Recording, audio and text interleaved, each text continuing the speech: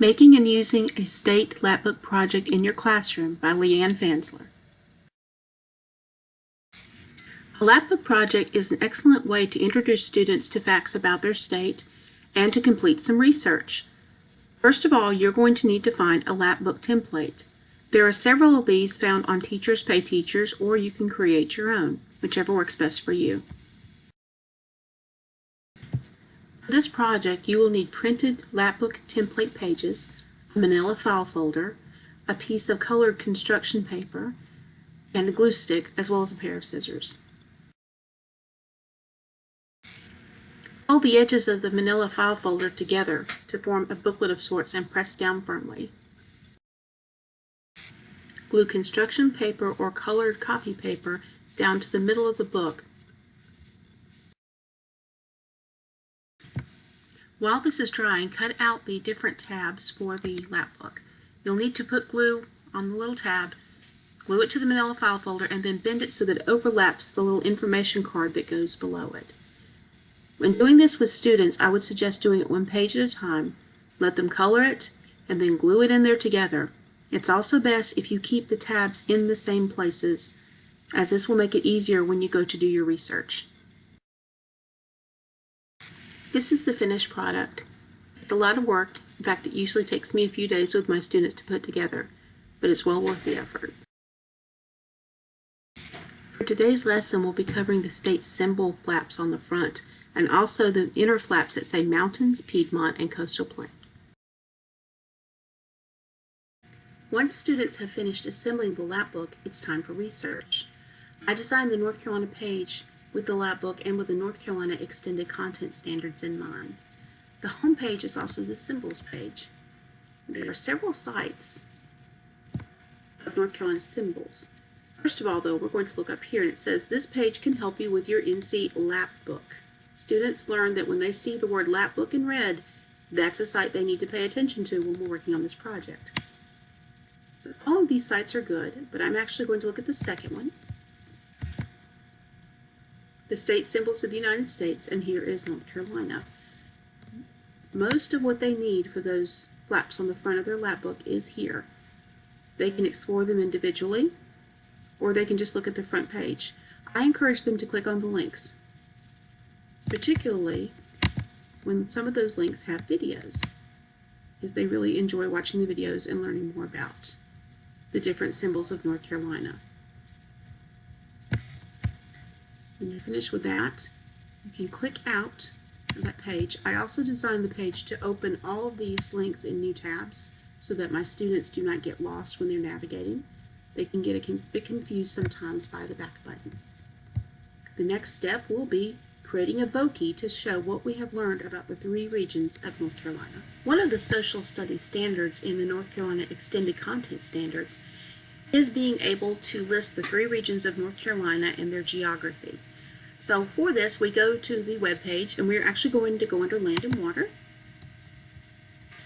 And students can go here to National Geographic Kids, and as you can see, this has some information for their lapbook, but it also says you can learn about North Carolina regions. This is a really good site, very simple language, so my lower reading students can usually understand it. And we scroll down to Geography and Landforms, and we learn that the 3 unique regions are the Mountains, the Piedmont, and the Coastal Plain. So once my students understand this, they demonstrate their knowledge by creating a vocab. So in order to do that, we go to vocab.com, and I do not have a paid subscription. They actually all use my subscription, which is fine.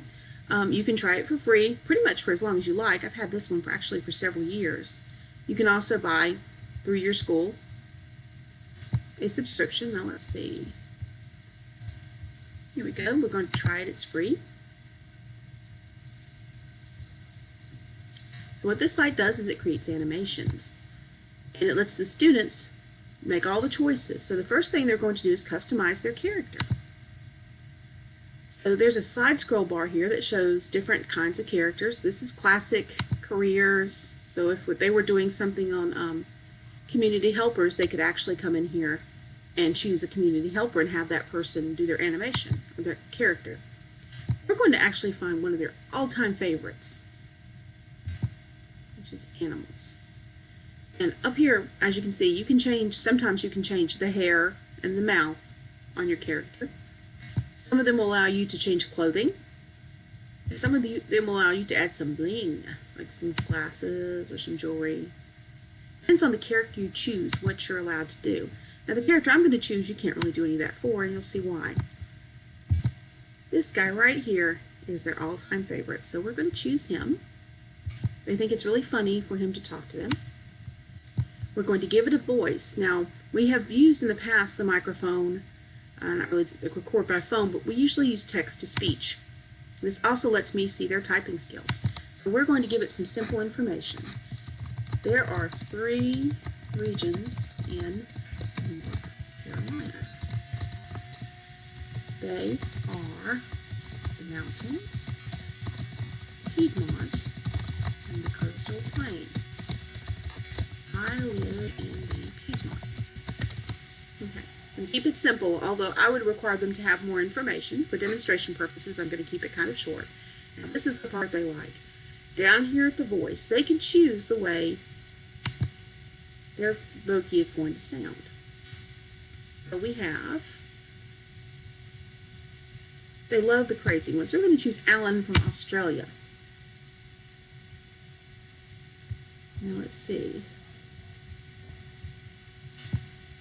We're going to hit done. We can't test it out, unfortunately. The way they test it out is by publishing it. I wish it gave you a feature of just letting you try it out.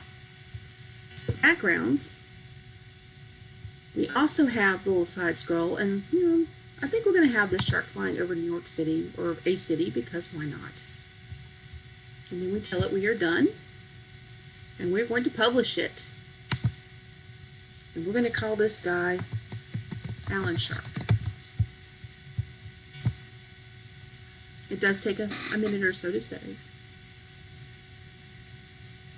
Now, even though this is just one account, I am able to let them use my account, especially with only 7 kids. So they're all able to easily do their own vocab. I just sign them in on their laptops. And they go to town. I usually have to give them about 10 to 15 minutes to play with it, so they understand how it works, but also to get all the sillies out. And then they can present their vocab. I can pull up this main page that has all of the saved vocabs on it, and they can come up and hit the button and present it. So here is Alan Shark.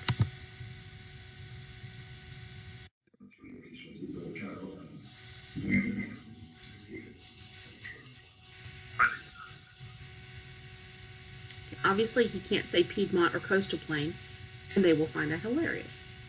So I found that this is just a good way for them to take that information that they've learned and put it all together, because they have to write a script before they come in here and work on the vocab.